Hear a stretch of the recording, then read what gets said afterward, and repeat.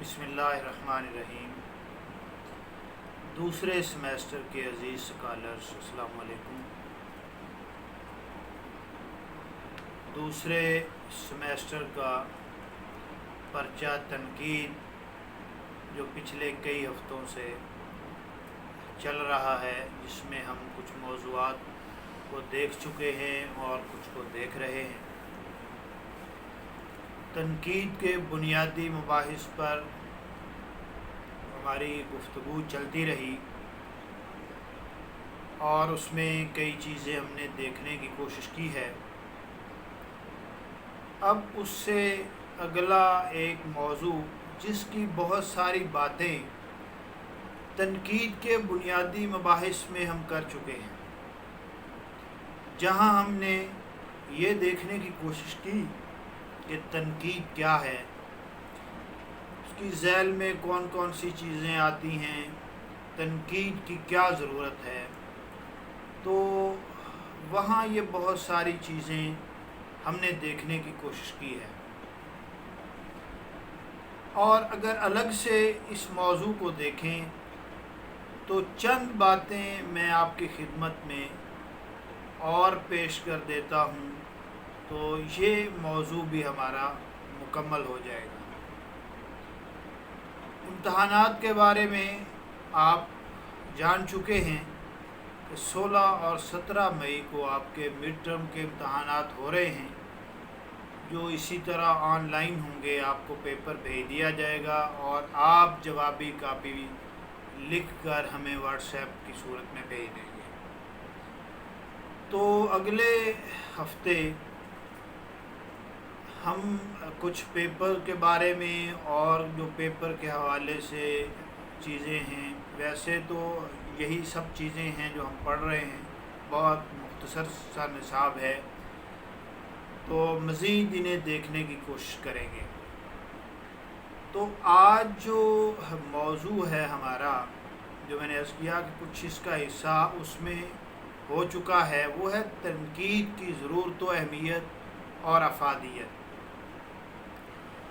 اب اس میں چند باتیں ہیں، وہ سن لیجئے کہ تنقید اگرچہ سائنس نہیں یا سائنس نہ بھی ہو، تو اسے حقیقت کے قریب ضرور ہونا چاہیے، اور حقیقت کے قریب یہ ہوتی ہے۔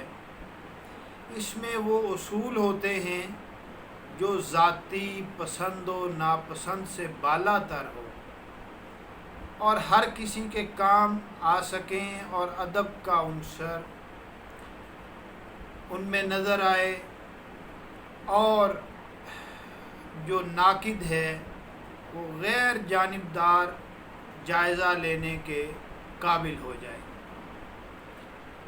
اور ادب پارے کے معائب و محاسن کو لوگوں کے سامنے منوعاً پیش کرے، دیانتداری کے ساتھ پیش کرے، غیر جانبدار ہو کر پیش کرے۔ تو یہ تنقید کی سب سے بڑی ضرورت ہے۔ جب تک ادب تخلیق ہوتا رہے گا، تنقید کی ضرورت پیش آتی رہے گی،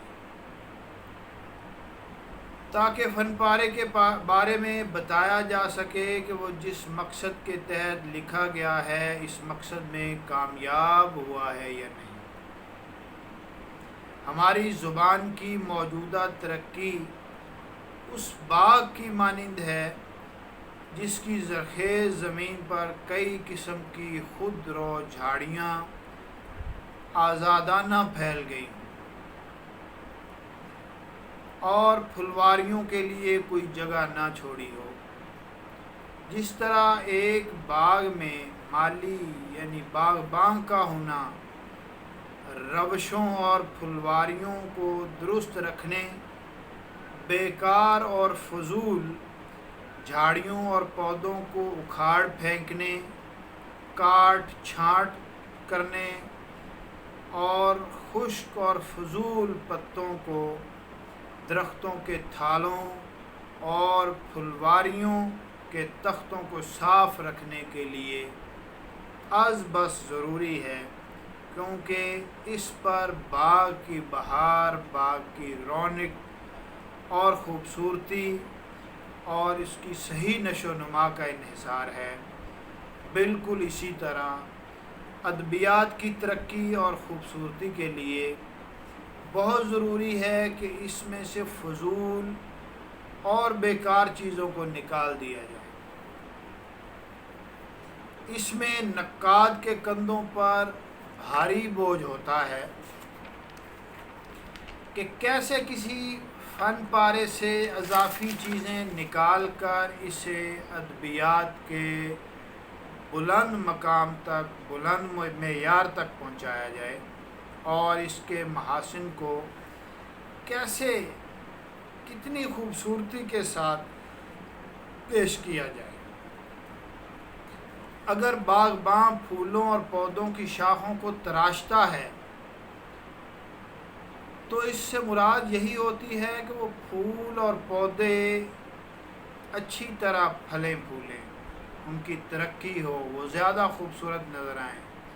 یہ مقصد نہیں ہوتا کہ شاخیں کاٹ دینے سے وہ برے لگے یا ان کا حسن متاثر ہو، ایسا نہیں ہے۔ اسی طرح ادب میں تنقید کی بنیادی ضرورت ہے کہ ایک نقاد جب کسی تصنیف یا فن پارے پر اعتراضات کرتا ہے تو اس کا مقصد خواہ مخواہ مصنف کی مخالفت نہیں ہوتا، بلکہ ادبیات کو معائب اور خامیوں سے پاک کرنا ہوتا ہے۔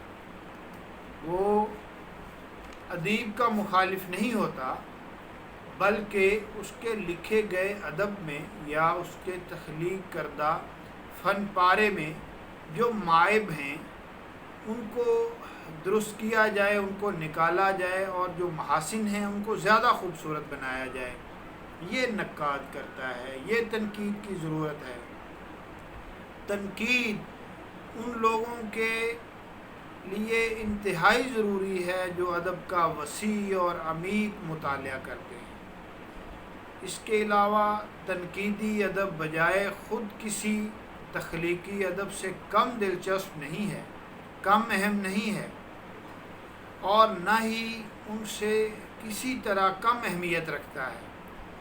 تخلیقی ادب کی بنیاد تمام تر ان اشیاء پر ہے جو طبع انسانی کی دلچسپی کا باعث بنتی ہیں، اور جو دلچسپی کا باعث چیزیں بنتی ہیں ان میں سب سے زیادہ نمایاں جو ہے وہ خود انسان ہے، وہ زیادہ اہم ہے۔ یہ بھی حقیقت ہے کہ ایک مصنف کی شخصیت اس کی تصنیف میں بہت زیادہ رونما ہوتی ہے، عموماً یہ ہوتا ہے۔ نقاد جب کسی فن پارے کی ترجمانی کرتا ہے تو وہ گویا وہ اس شخصیت کے مختلف پہلوؤں کو بھی ظاہر کر رہا ہوتا ہے، ان کی بھی ترجمانی کر رہا ہوتا ہے۔ دیکھیں، جب نقاد کسی شخصیت کی ترجمانی کر رہا ہوتا ہے تو اس کا موضوع بھی مختلف تخلیق کاروں کی طرح جو ڈرامہ نویس ہیں، ناول نگار ہیں، ان کی طرح حیات انسانی ہی اس کا موضوع بھی ہوتا ہے۔ لیکن یہ بھی نہیں سمجھ لینا چاہیے کہ کسی مصنف کی تخلیق پر تنقید پڑھنے کے بعد ہم اس مصنف کی تصانیف سے بے نیاز ہو گئے۔ یہ بالکل درست نہیں ہے، ایسا نہیں ہونا چاہیے۔ کسی تخلیق کار اور مصنف کے بارے میں صحیح رائے قائم کرنے کے لیے اس کی تصانیف کا مطالعہ بہت ضروری ہے، بہت لازمی ہے۔ اگر ہم کسی مصنف پر تنقید پڑھ رہے ہیں یا اس پر تنقید کر رہے ہیں تو اس کے لکھے ہوئے ادب کو پڑھے بغیر نہیں ایسا ہونا چاہیے۔ تنقید میں نقاد کی شخصیت یا تنقید کی قوت اور زور سے مرعوب نہیں ہونا چاہیے۔ یہ نہیں ہے کہ فلاں شخص کا بڑا ادبی قد کاٹ ہے تو اس نے یہ لکھ دیا ہے اور آپ بھی اس سے متاثر ہو کر وہی بات کہیں، بلکہ تصنیف کی تنقید کو خود تنقیدی نظر سے دیکھنا ضروری ہے۔ آپ اس کا مطالعہ کریں، اور پھر خود اسے تنقیدی نظر سے دیکھیں۔ اگر ہم نے یہ نہ کیا اور نقادوں کی رائے پر اپنی رائے کا انحصار رکھا تو اس کا نتیجہ یہ ہوگا کہ ہم مصنف کی تصنیف کو اپنے نقطہ نظر سے نہیں بلکہ نقاد کے نقطہ نظر سے دیکھ رہے ہیں، اور ہمیں بھی وہی مصائب، وہی معائب، وہی خامیاں، وہی محاسن نظر آئیں گے جو نقاد کو آئے ہیں۔ ہماری اپنی کوئی رائے نہیں ہوگی۔ تنقید میں ایسے خیالات رکھنے کی قطعی ضرورت نہیں ہے، ان سے گریز کرنے کی ضرورت ہے تاکہ اچھا تنقیدی ادب وہ سامنے آئے۔ اب اس میں، اس کی افادیت میں یا اس کی ضرورت و اہمیت میں یہ بھی ہے کہ نقاد کے لیے ضروری ہے کہ اس کی نگاہ حقیقتوں کے پیچیدہ راستے سے ہو کر گزرے اور وہ ان تمام اثرات کا پتہ چلائے جنہوں نے ادیب کے شعور کو مرتب کیا، جنہوں نے ادیب کے شعور کو متاثر کیا، جنہوں نے ادیب کا شعور بنایا۔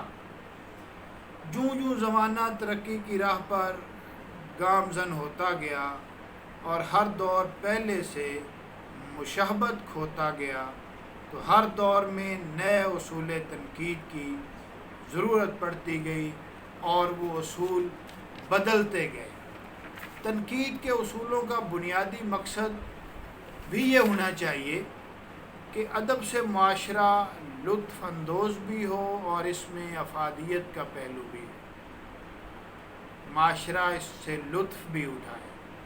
معاشرے میں بگاڑ پیدا کرنے والے ادب کی حوصلہ شکنی ضروری ہے۔ لطف اندوزی بھی شائستگی سے یکسر خالی نہ ہو۔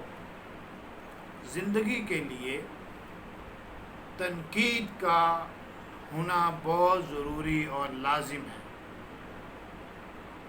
اگر انسان کو اچھائی اور برائی میں فرق کرنے کی تمیز اور شعور نہیں ہوگا، اور اگر اسے برائیوں کو اچھائیوں میں تبدیل کرنے کا خیال نہیں آئے گا، اسے اس بات کا پتہ نہیں چلے گا کہ زندگی کن چیزوں سے زیادہ بہتر، بارونق، خوشگوار اور زیادہ مکمل ہوتی ہے اور کن چیزوں سے معاملہ اس کے برعکس اور الٹ ہے۔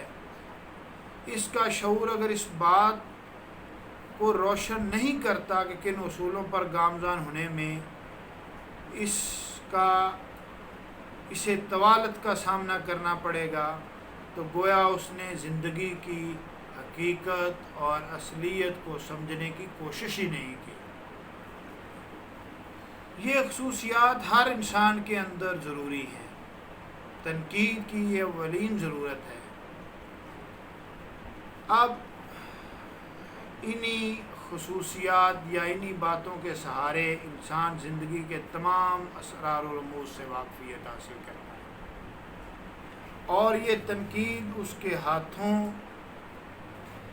سے اس وقت تک عمل میں نہیں آ سکتی جب تک وہ زندگی کو پوری طرح سمجھ نہ لے، بلکہ یہ ہونا چاہیے کہ وہ کئی زندگیوں کو نہ سمجھ لے۔ زندگی کو سمجھے بغیر تنقید ممکن نہیں ہے، اور تنقید کے بغیر زندگی اپاہج ہے، زندگی نامکمل اور بیکار ہے۔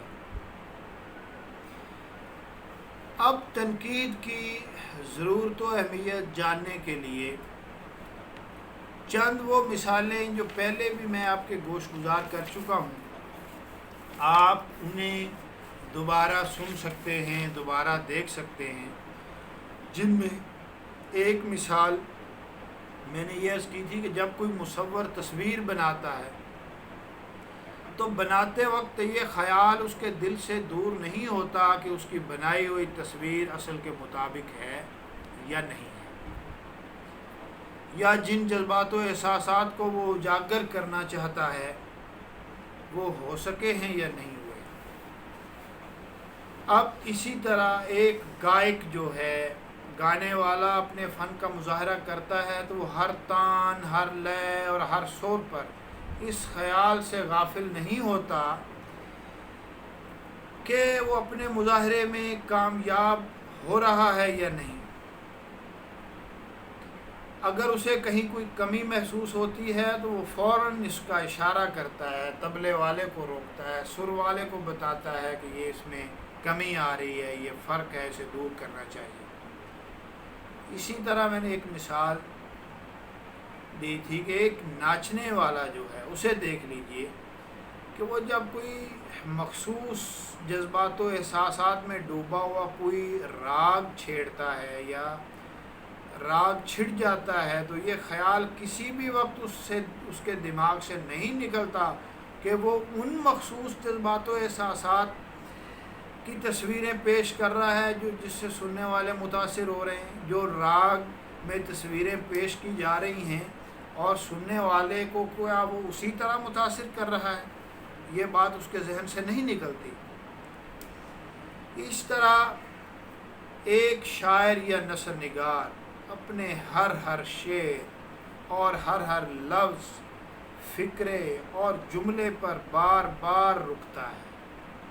کئی دفعہ چیزیں کاٹ دی جاتی ہیں، لکھ دی جاتی ہیں، پھر کاٹ دی جاتی ہیں، ایک ایک فکرہ، ایک ایک جملہ کئی بار درست کیا جاتا ہے۔ اس پر سوچتا ہے، وہ دیکھتا اور غور کرتا ہے کہ یہ خیال درست پیش ہو رہا ہے یا نہیں۔ یہ سب وہ باتیں ہیں جنہیں تنقید کی ضرورت و اہمیت میں بنیادی حیثیت حاصل ہے۔ ہم تنقید کی ضرورت و اہمیت اور اس کی افادیت ان باتوں کو جانے بغیر نہیں جان سکتے۔ تو یہ وہ مختصر گفتگو تھی جو آپ کے پچھلے سوال کا ہی ایک حصہ ہے۔ تو کچھ باتیں میں نے عرض کیا تھا کہ وہ تنقید کیا ہے، جہاں جن چیزوں کا ہوا ہے وہاں کچھ ضرورت و اہمیت کے بارے میں بھی گفتگو ہوئی ہے، اور کچھ چیزیں آپ اگر یہ دیکھ لیں اور کچھ چیزیں آپ کتابوں سے دیکھ لیں، تنقید کی جو بنیادی کتابیں ہیں، تو آپ ایک اچھا جواب لکھ سکتے ہیں۔ جتنا ہم نے پڑھ لیا ہے آپ کی وہ ساری تشنگی دور ہو سکتی ہے۔ تو میں پھر یہ عرض کروں گا، پہلے بھی میں نے یہ گزارش کی تھی آپ سے کہ آپ کچھ وقت مطالعے کو بھی دیں۔ صرف یہ باتیں سننے پر آپ انحصار نہ کریں، آپ کچھ اپنے طور پر پڑھ کر ان میں اضافہ کریں تو مجھے خوشی ہوگی۔ تو اب انشاءاللہ اگلا جو ہمارا موضوع ہے، میں کوشش کروں گا کہ کچھ باتیں تنقید کی ضرورت و اہمیت پر ہم اگلی گفتگو میں بھی دیکھیں، اور ساتھ ہی جو ہمارا اس سے اگلے ہفتے مڈ ٹرم کا امتحان ہے اس بارے میں بھی کچھ گفتگو ہو۔ تب تک کے لیے خدا حافظ۔